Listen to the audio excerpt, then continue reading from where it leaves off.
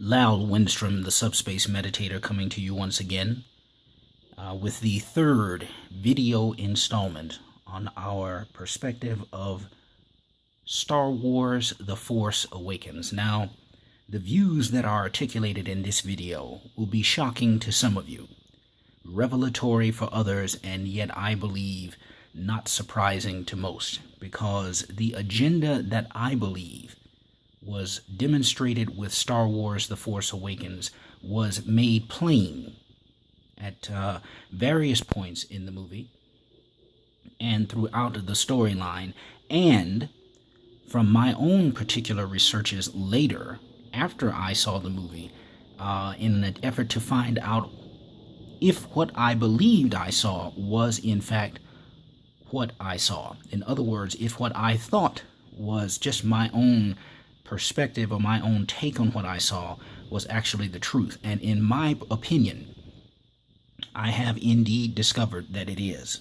Now, before I get into that agenda in particular, let me go ahead and begin by saying that you will be able to find everything that I'm discussing in my blog, the talagzionparticle.blogspot.com. I have written up some articles, thoughtful articles about what I saw in The Force Awakens, and you will find those word for word at my blogspot, which there will be a link to that in the description box where you can go and read all of these perspectives. Now,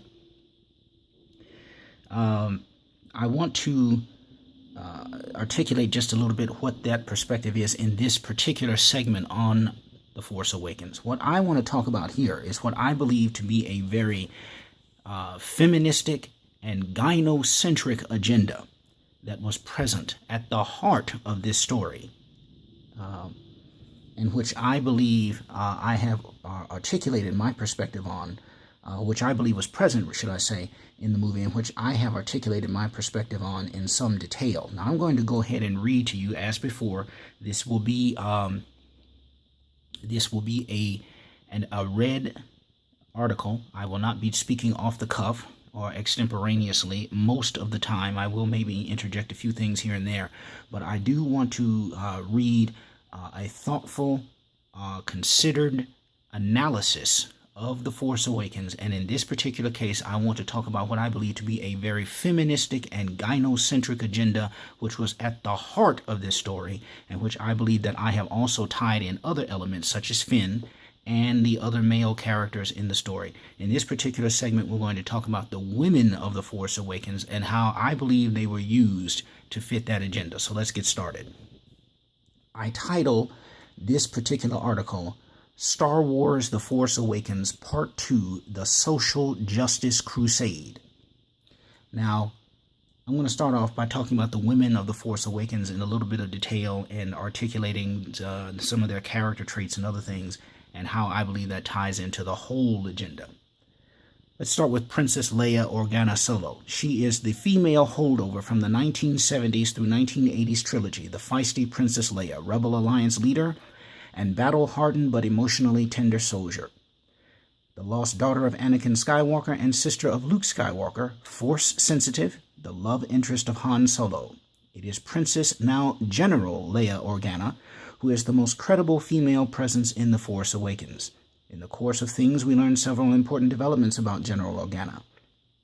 She's now a key figure in the new galactic resistance movement to the Remnant Empire First Order tyranny. She was once married to and is now presumably divorced or separated from Han Solo, and together they've had at least one child, Ben Solo, who is also the main antagonist of Episode 7, the ominous Kylo Ren, who desires to be the inadequate successor to his late dark side fallen grandfather, Anakin Skywalker, aka Darth Vader. But though seeing her again is cool, and though there is a very memorable and emotionally touching reunion between herself and Han Solo, Princess Leia is hardly used to full capacity in the storyline, almost appearing as another backdrop on which to overlay the new feminine mystique of the program, Rey. And Rey is, in fact, the central focus of this discussion as we continue. Though this is disappointing, it is understandable from a storytelling point of view. And I say understandable in the fact that obviously they want to focus on the new characters, but at the same time, I believe it was essential that the old characters receive the proper screen time and credit to properly pass on the baton to the new characters. And I, quite frankly, do not believe this was done, particularly with respect to Princess Leia, who did not have that much interaction at all with the new characters. Especially if she was supposed to be passing on the torch to the new feminine mystique of the program, Rey. To my recollection, there were very few scenes that they had actual interaction with one another. But let's go on. However, many questions remain unanswered about Leia's development in the last 30 years of the timeline. Questions such as, for example, how did she renounce the title of princess and take the title of general? Anyone who understands anything about the idea of honorifics understands that a princess is higher than a general in any social hierarchy. And so why did she either renounce, or why was the title of princess either removed from her and now she is a general? I'm going to assume that she renounced the titles for some reason, whatever. But leave that aside. But I was able to accept Princess Leia's presence in the story because she's obviously one of the premier iconic characters of the first trilogy, but I was not able to accept how she was used, and this was disappointing to me on a number of levels. But let's continue, because I think we can articulate some of those things as we go. Captain Phasma, or Phasma, I'm not exactly sure how you pronounce that one, but I'm going to pronounce it Phasma. I think that's the correct way. Though we do not know it from the beginning, Captain Phasma is female, and we are only given to realize this when she reprimands renegade Stormtrooper Finn when he is finally starting to question his allegiance to the First Order at the outset of the story. Even Phasma's armor is androgynous in order to prevent the possibility of one discerning she's anything but a competent trooper, presumably male, and she never removes her helmet at any point either. And this is throughout the entire story, by the way, the entire movie. So we only have her voice, which is unmistakably feminine. So be it.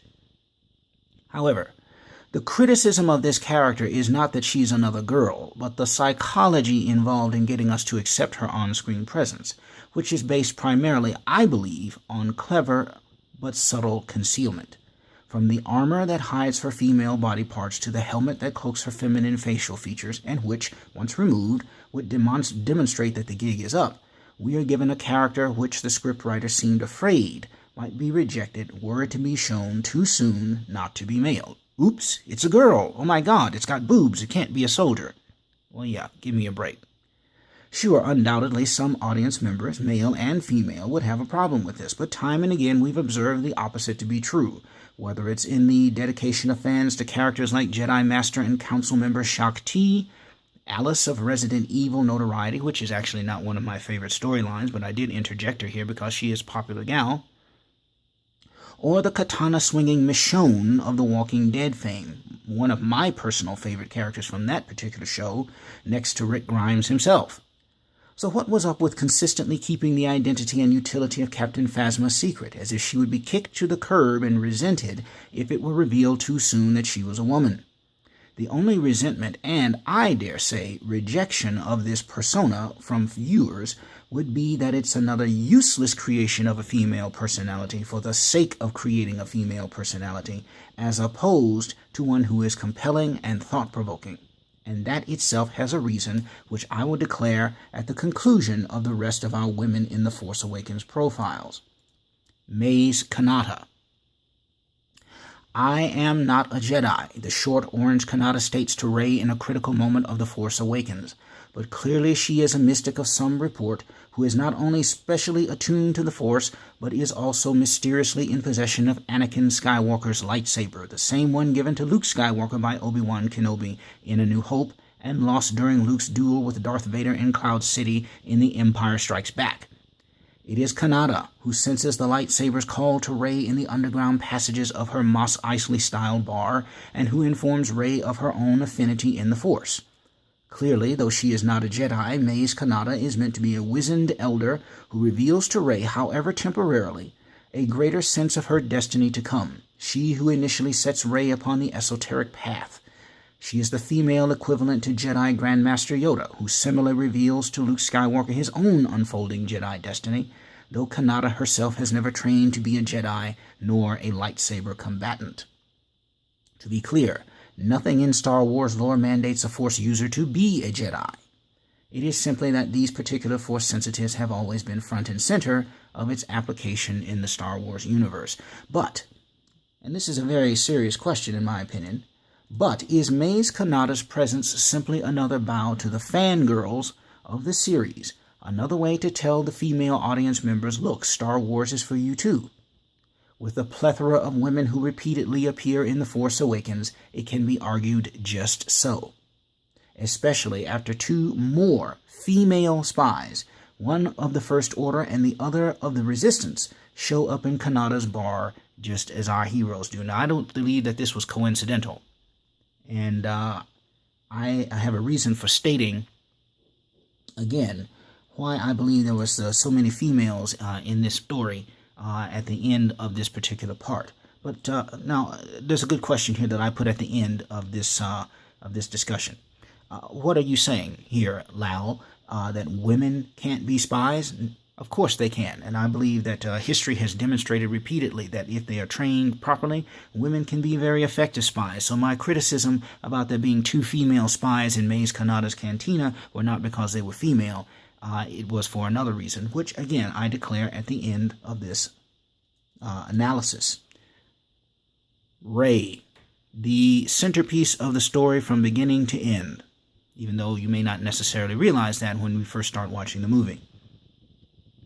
This is the desert scavenger who is the central focus of our story, though we are initially misled to believe otherwise. In fact, much of the run-up advertising and even the start of the movie itself misdirects the viewer to think that it is the character Finn, who is not only the key figure in this new Episode 7, but also the one in whom eventually the Force will awaken. This turns out to be false advertising, as we've talked about in other parts of this analysis, and it may have in fact been part of the kinds of misdirections which J.J. Abrams is quite famous for. So be it. However, what we are treated to with the character of Rey is a young woman who is at odds with the universe around her, isolated and somewhat maladjusted. Fine. Very good. Character traits we can get along with, and which are interesting for plot development.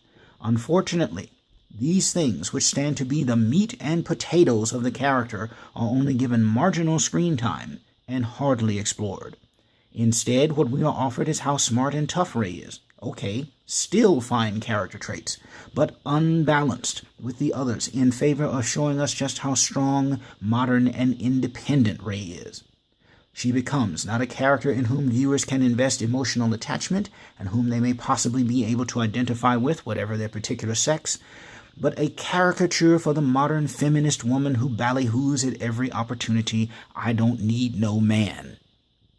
Now, when you combine these things with the fact that Rey can do anything from fix broken hyperdrive coils to piloting speeders and antique spaceships to doing in the Force in days what it took more powerful Force adepts than she years to learn, including Chosen One Anakin Skywalker, a veritable genius Rey is, and you have the perfect recipe for every sci-fi chickadee's dream, a girly girl who can run circles around the boys while gleefully singing, anything you can do, I can do better, I can do anything better than you.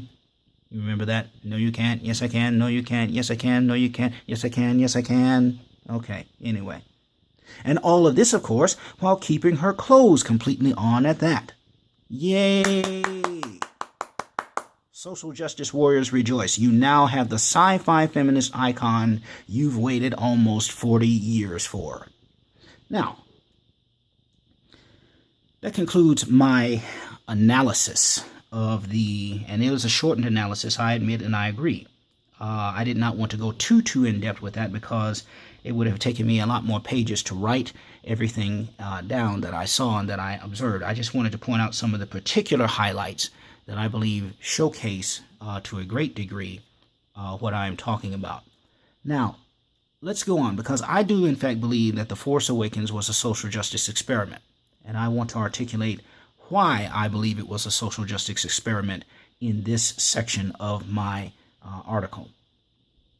Now, this is not to say that there's some kind of problem with intelligent, capable females. Indeed, in Star Wars, as in Star Trek, which many of you will probably recognize as another favorite genre, or should I say, iteration of science fiction, of mine anyway, this is not to say that there's some kind of problem with intelligent, capable females. Indeed, in Star Wars, as in Star Trek and other sci-fi incarnations, there have been plenty of such type women, from female Jedi and Sith warriors like Ahsoka Tano, Luminara Unduli, Deepa Billaba, and Asajj Ventress, to women Starfleet officers like Catherine Janeway, Jadzia Dax, and Kira Nerys. But knowledge of at least some of these awesome sci-fi girls requires a slightly deeper effort to know than the mere passive ingestion of television and films. They also require that we refuse social justice warrior efforts to cast these ladies down a convenient memory hole in order to make a point when SJWs don't have one. Given such examples, and there are plenty more, is it then credible that feminist SJWs harp and cry that there are no authentic female sci-fi heroines they can relate to? And this is a very serious question which I ask next, and I mean it. Or is it more credible to think that what many feminist SJWs and their progressivist male allies are really hollering for in science fiction is the presence of more white female leads and the unqualified worship and acceptance of such leads by men? Now, those of you who will be reading this blog will also take note that I have put a picture up here of Lieutenant Commander Nyota Uhura, as we come to know her first name in later years, from Star Trek, the very first Star Trek series from the 1960s, in which creator and producer Gene Roddenberry fought hard to put a woman, and not just a woman, but a black woman, at the center stage of his story on the heart of the Starship Enterprise bridge. And she wasn't the captain, obviously, but she was one of the integral pieces of that series from the 1960s. I point that out on purpose. The 1960s, people, that was over 50 years ago. Okay? And yet, we still have feminist SJWs, particularly of the white female kind, ballyhooing and crying and shouting at every moment there are not enough women in science fiction. And yet here you see 50 years ago a black woman at the heart of a very popular science fiction story. And yet, for some reason, she is not even mentioned.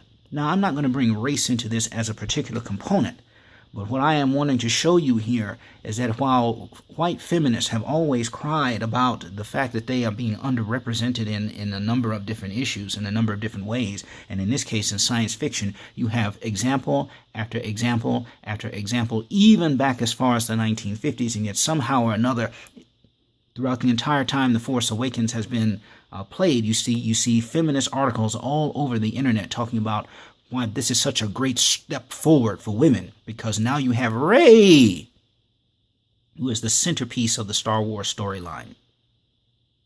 I want you to give me a break here. I think there's a definite ideology going on, and I think that ideology is present in The Force Awakens. Now, what I'm going to do is pick up in our next installment on this, and I'm going to continue discussing some more ideas about what's going on. But before we finish up, let me finish up this section. Now, that controversial statement that I just did a little diatribe on here, that stated the notion that this observation is about denying chicks their girl power in science fiction is absurd and should not be asserted by anyone objectively reading this criticism.